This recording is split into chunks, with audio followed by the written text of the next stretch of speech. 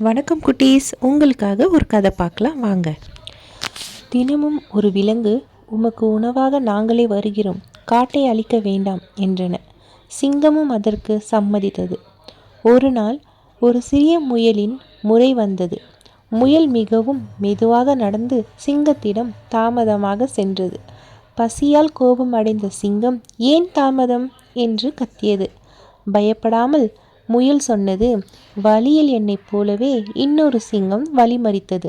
நான் தப்பித்து வர இவ்வளவு நேரமானது.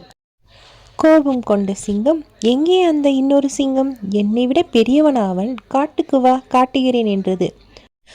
முயல் சிங்கத்தை ஒரு ஆழமான கிணற்றுக்கு அருகில் அழைத்துச் சென்றது. கிணற்று நீரை பார்த்த சிங்கம் தன் பிம்பத்தையே மற்றொரு சிங்கம் என்று நினைத்து சீறிக்கொண்டு கிணற்றுக்குள் குதித்தது. அதன் பிறகு காட்டின் விலங்குகள் நிம்மதியாக வாழ்ந்தன. இதுதான் நீதி. உடல் பலத்தை விட மூளை பலமே பெரியது. நன்றி.